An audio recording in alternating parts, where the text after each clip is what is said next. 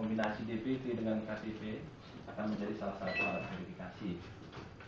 Bagi alumni yang belum terjaring pada jalur-jalur pendaftaran di atas, akan disediakan prosedur pendaftaran pada tanggal 3 Desember. Nah, inilah tata cara pemilihan, tata cara pendaftaran pemilih yang kita putuskan. Mungkin termasuk Eki bisa tulis biar lebih jelas. Nah, dari SK itu kan diterusin dulu SK nomor ada lagi. Kalau ada pertanyaan di sini, ada kita cuma kita ingin kejelasan. Ini kan ada DPS dan DPT. Ini seperti pemilu-pemilu yang lain ya. Kalau 4 tahun yang lalu kan datang ada database, kasih KTP, tanya NIM, ada 2 orang gitu kan yang NIM-nya cocok, namanya cocok, tempat tinggalnya cocok, biasanya cocok.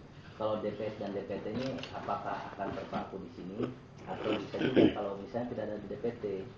Karena kadang-kadang maaf anak DB ini juga banyak yang nggak ngecek gitu, namanya udah masuk di DPS atau DPT atau belum gitu.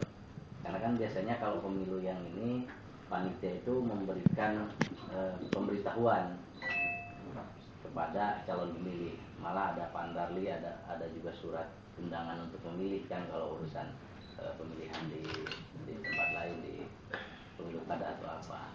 Nah, kalau di sini apakah yang awal?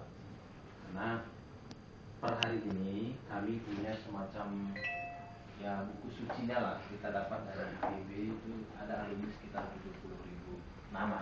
Tapi dari 70.000 nama yang diberikan oleh alumni sebagai institusi kita yang kita pakai namanya dalam organisasi Ikatan Alumni ini, itu juga belum bersih betul ya. Artinya masih ada yang sebenarnya angkatannya belum cocok, jurusannya sudah pas atau kita kompilasi.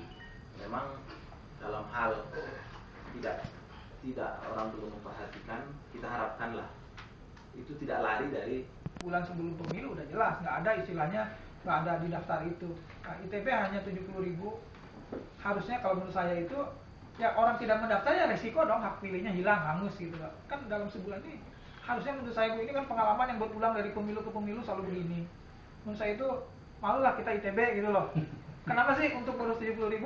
Harusnya sih ini kekejar dan nggak perlu ada berdesak-desakan sih bawa KTP. Kalau emang dia nggak mau mendaftar ya emang kan tugas tim sukses lah untuk mendaftarkan calon konstituennya gitu loh. Kalau orang yang emang nggak aktif tidak mau memilih ya sudah gitu loh. Maaf mungkin saya agak Gitu loh. agak Kalau saya ya lebih melihat sisi itunya aja.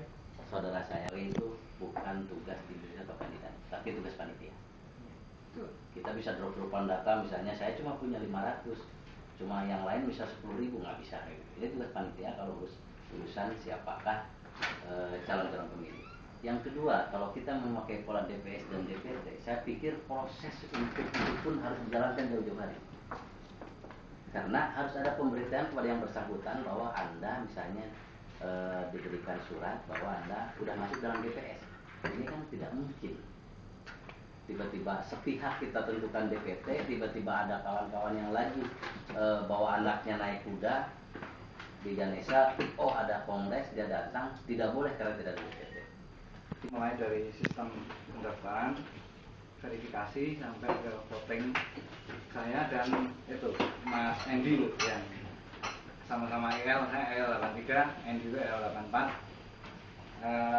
Apa yang dijelaskan dalam SK itu sebenarnya hanya sebagian kecil dari proses keseluruhan, yaitu adalah proses pendaftaran. Coba kita lihat bahwa itu semua membahas proses pendaftaran dari pemilih. Pendaftaran ada loket